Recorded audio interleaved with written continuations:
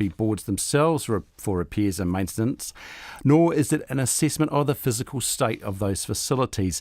Instead, it says really that it means that counties hit its budget, didn't overspend. All right. What does Treasury have to say? Any straightforward things that could actually raise actual warning flags? Almost. It says 8 out of the 20 DHBs, this is last year, may be having trouble funding asset maintenance and repairs, something along those lines. But I note they've said 8 of them. 2 DHBs are signally not in that list of 8. Counties Monaco is one of them, and Nelson Marlborough is another one. And of course, that's the very DHB that yesterday the Health Minister said in Parliament needs its buildings replaced. Thank you very much. Phil Pennington, our reporter.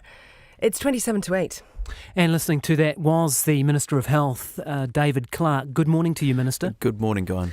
Now, the Northern Regional Health Plan for 2017-18 that you received in November of 2017, you read that document? Indeed. In fact, I was going to read out the same segments that Phil has read out about significant deferred and delayed maintenance being common across the region. It's common across New Zealand. And I guess I need to make the point that there's a significant difference between that message, which has been clear to me, in fact, since I looked at the Auditor General's report from 2016 when I first came onto the Health Select Committee in 2017, that significant issues have existed. It's a little bit different to say significant deferred and dated maintenance as to saying that there's actually rot, mould and sewage in the walls of the building, and I learnt that when I actually went and visited, which highlights to me the importance of relationships in the sector. It's something you learnt that from the media, from RNZ, didn't you? Well, I learnt that the Scott building needed urgent repairs when I visited Counties Manukau, and I signed off the next week on additional maintenance funding for that building. Yeah, but here's the thing, right? This executive summary is 5 pages long. On the second page of that executive summary, it has the passage that we're all talking about this morning. And yes, it says overall our facilities are dated with significant deferred and delayed maintenance. But it then goes on to say that the buildings are not fit for purpose. We have many references that facilities are not fit for purpose.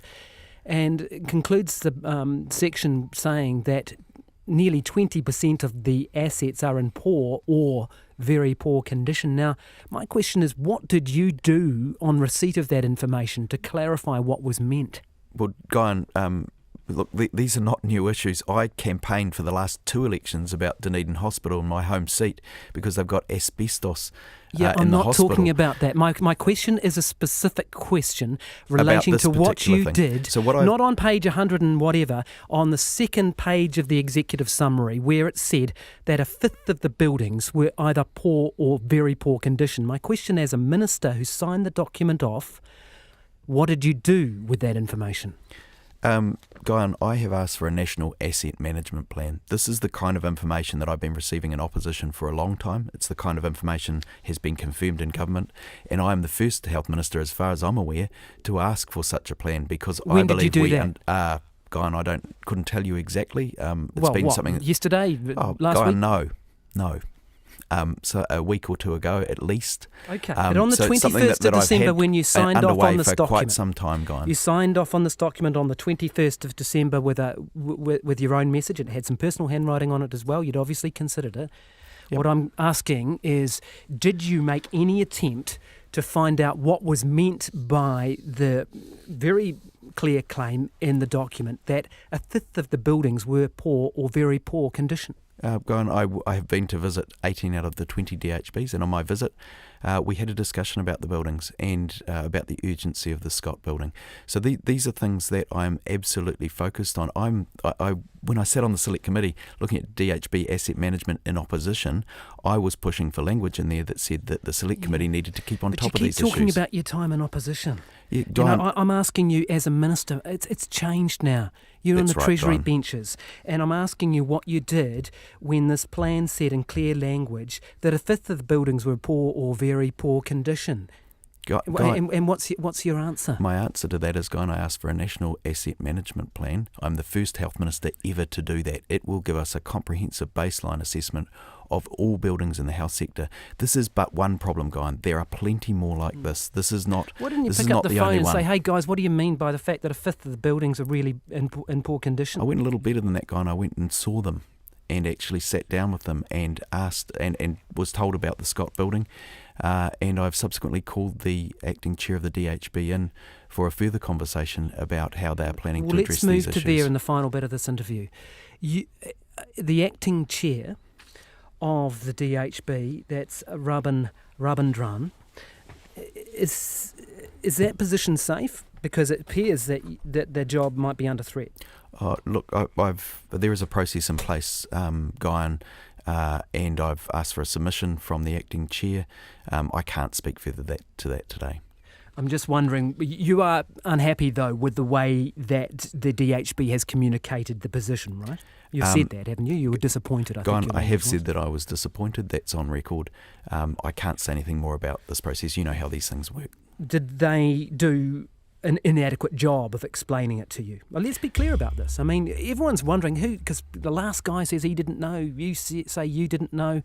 Did they do a poor job at communicating it? I'm not going to blame the DHB for not perfectly communicating the whole picture. When I went there, they did alert me to the Scott building, but I was very disappointed, and I said it, and I am clear on that. I was very disappointed they didn't raise the other buildings with me when I visited, because we learnt only subsequently that it was sewage in the walls, and we learnt only subsequently that there were these other buildings and there. I know you talked about, you know how these things work, and I'll say the same to you. I mean, you're trying to blame the last guy, the last minister, and that is the way these things work.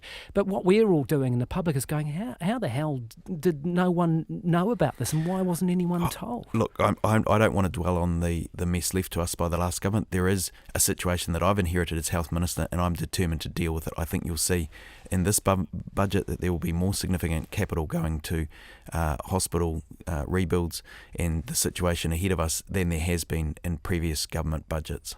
Will heads roll over this?